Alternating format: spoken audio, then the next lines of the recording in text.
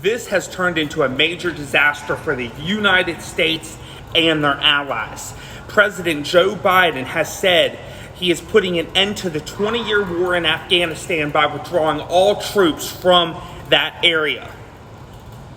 He also makes claims that the Afghani army is well equipped and well trained and able to continue the democratic republic that the United States and their allies have put in place.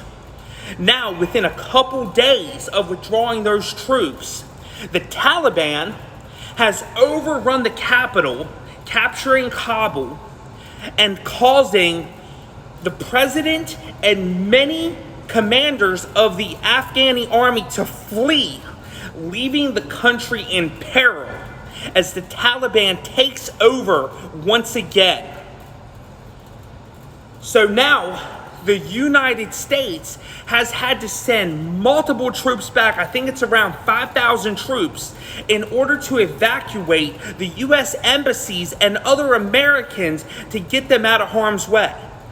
Now, as of right now, there has been no threats to the airport in Kabul, which the U.S. still maintains control of. But that does not mean it will last. We see how afraid these Afghani citizens are of the Taliban that ruled 20 years ago. Mass murder.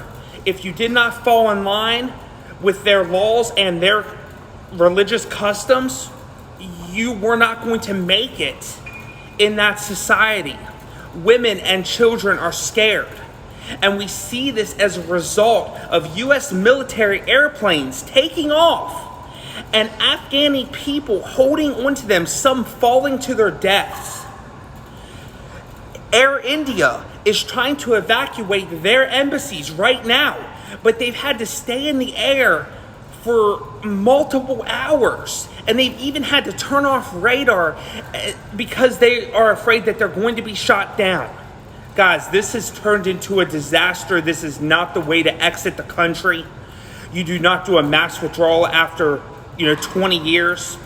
If we're there to help them build, we're there to help them build. But you can't win a war if there is no government to surrender. The United States and other allies are working with the Afghani government.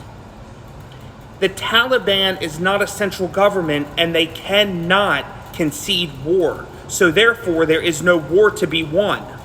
Follow me for more updates.